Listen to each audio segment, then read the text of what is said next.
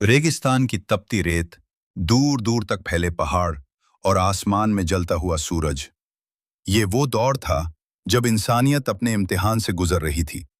लोग पत्थरों को पूजते थे, झूठ को सच मानते थे और अल्लाह की इबादत से दूर हो चुके थे। ऐसे अंधेरे समय में एक रोशनी पैदा हुई, हजरत इब्राहीम अलैहिस्सलाम।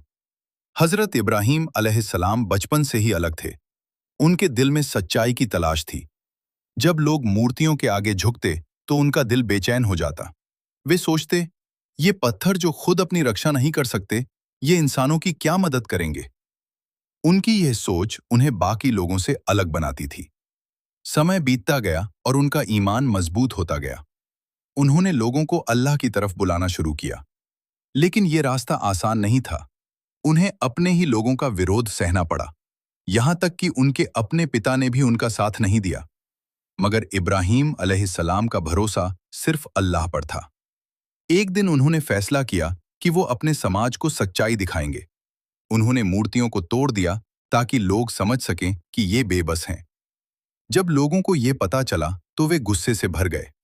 उन्होंने इब्राहीम अलैहिस्सलाम को सजा देने का फैसला किया। उन्हें आग में डाल दिया गया। आग बहुत बड़ी थी, इतनी कि कोई उसके पास भी नहीं जा सकता था। लेकिन जब इब्राहीम अलैहिस्सलाम को उसमें फेंका गया तो अल्लाह ने फरमाया, ए आग, ठंडी हो जा और सलामती बन जा। और वही हुआ, आग उनके लिए ठंडी हो गई। ये एक ऐसा करिश्मा था जिसने लोगों को हिला दिया, लेकिन फिर भी बहुतों ने ईमान नहीं लाया। इन सब मुश्किलों के बाद इब्राहीम अलैहिस्सलाम ने अपने वतन को छोड़ने का फैसला किया। उन्होंने कहा, मैं अपने रब की तरफ जा रहा हूं, वही मुझे सही रास्ता दिखाएगा। और इस तरह उन्होंने हिजरत की।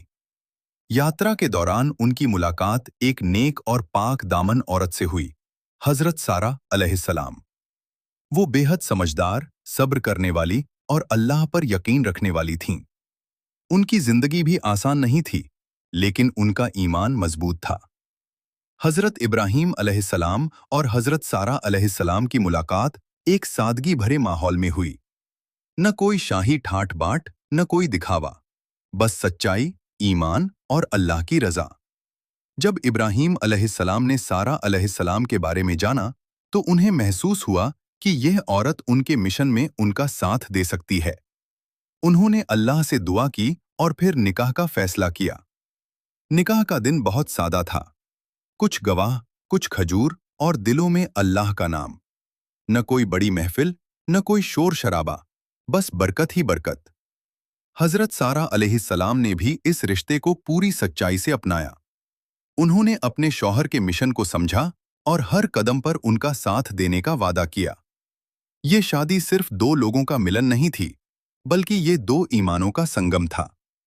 निकाह के बाद उनकी जिंदगी एक नई दिशा में बढ़ी।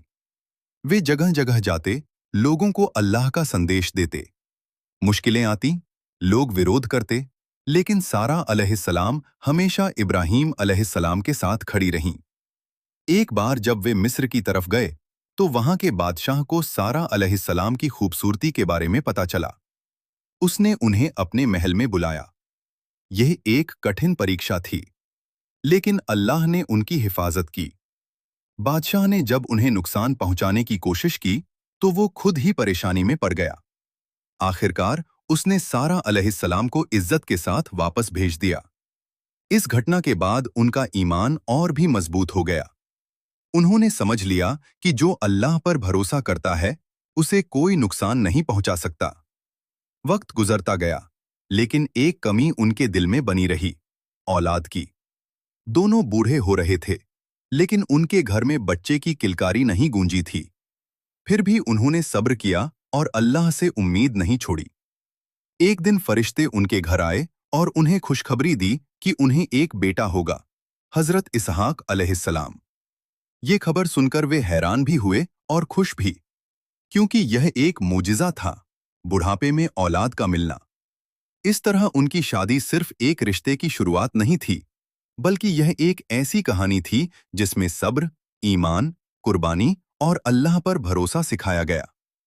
हजरत इब्राहीम अलैहिस्सलाम और हजरत सारा अलैहिस्सलाम की जिंदगी हमें यह सिखाती है कि सच्चा रिश्ता वही होता है جس میں اللہ کی رضا ہو، جہاں دکھاوا نہیں بلکہ سادگی ہو، جہاں مشکلوں میں ساتھ نہ چھوڑا جائے بلکہ اور مضبوط ہو کر کھڑے رہا جائے۔